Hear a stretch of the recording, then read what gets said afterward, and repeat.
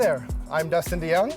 And I'm Tanner Allen, and we're landscape coordinators for the city of Coquitlam. Today, we're in Town Center Park in the Eye Garden, the heart of Coquitlam. What me and Dustin kind of do with the city is we support and oversee our gardening staff that help make Coquitlam parks beautiful. So today we're going to be talking to you about herbs and growing them at home.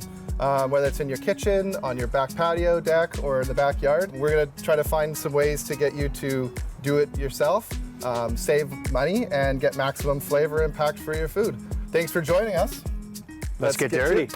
So I think everybody has seen in the grocery store that you can buy packets of herbs that are supposed to be fresh, but oftentimes they're dried out or wilted or not looking that great, and they still have a high price tag. So what we're going to try to do with these 10 herbs here is show you how you can grow them at home for much cheaper. They're more readily available for you to use, and there's various different ways to pick these, whether you're going to buy them from the store like this or from seed. And yeah, we'll kind of show you how to do both methods. Okay. So one thing that we just like to talk about first is when selecting. If you are going to go the option of buying it from a nursery or a store like this, would be selecting a good herb and kind of some places where you can buy them. So a lot of our local nurseries will have an assortment, as you can see here. Just make sure you're looking for these certain little signs here. So when you're buying a nice basil plant right here, like we have here, you want to get stuff that has a void of like no yellow leaves. You don't want any discoloration on the leaves at the top. A little bit on the bottom's okay, but at the top area you want your leaves to be nice and green like this one is here. Now that relatively goes for all the same ones, or all the same kind of ideas, that you don't want any yellow on the leaves. For your dill, this is another one that can be, you know, a bit tricky to choose, but you want something nice and bushy. You can see at the top here how you have all that fresh dill at the top, and then some of your older stuff down here, which is totally fine, still usable. You just want to look for it to be more bushy in that kind of shape.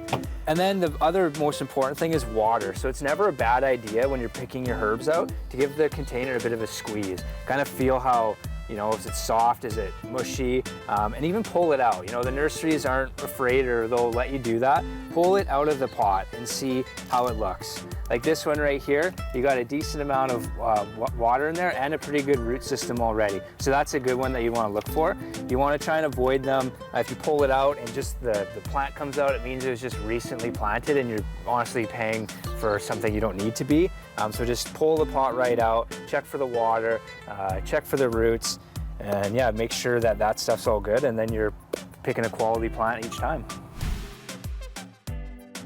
So when planning to start your herb garden, there's a few factors that you want to take into account. All of these plants have basically the same requirements, but a few of them are a little more difficult to grow.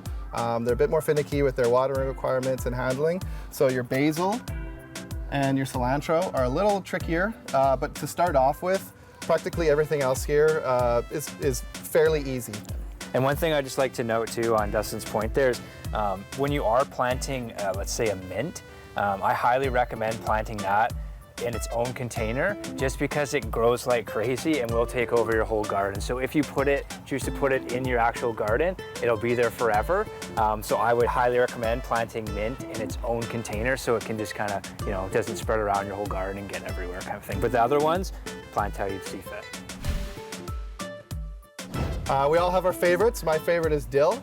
I put dill in everything. There you go. Drives my family a little bit crazy, but great flavor and really easy to use. You can just pinch some off and break it up a little bit in your fingers and sprinkle that into your food. There you go.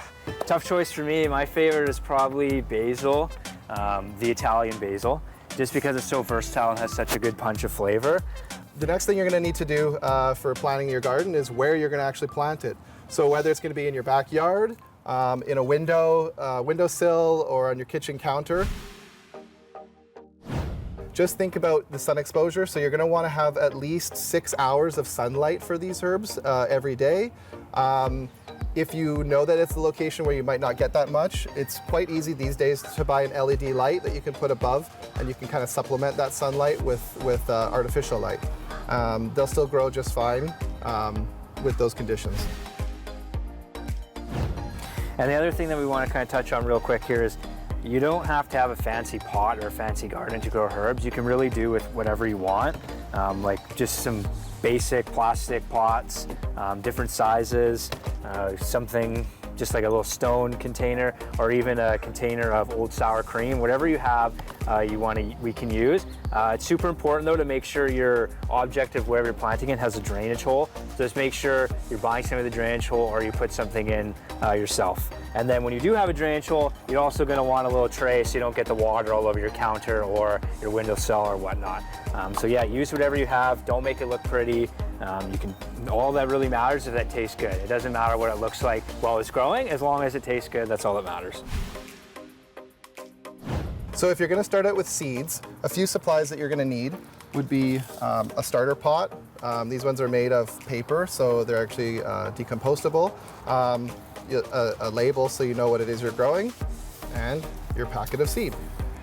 These are available in most grocery stores, or garden centers definitely have a big display, and you can pick up whatever you need there for very low cost. What you're going to want to do is fill this pot with soil, make a tiny little hole, maybe just a ½ inch deep, and then place a single seed in, cover it up, and then give it a bit of moisture with some water, and then set it in a warm, sunny location. The other methods that are out there are the seed starter trays that you can see that have a little clear plastic dome on top of them. Those are also a great way to start your seeds. But if you have to, you can even start it in the container that you're choosing for the rest of its growing season. And I would just like to touch too on, Dustin mentioned the type of soil. You want to look for a potting mix. We do have a large bag here. You don't want to use just soil out of your garden if you're doing it in pots, because you can actually attract bugs, and we want to try and avoid that as much as possible. So getting a nice, good quality potting mix is a smart idea as well.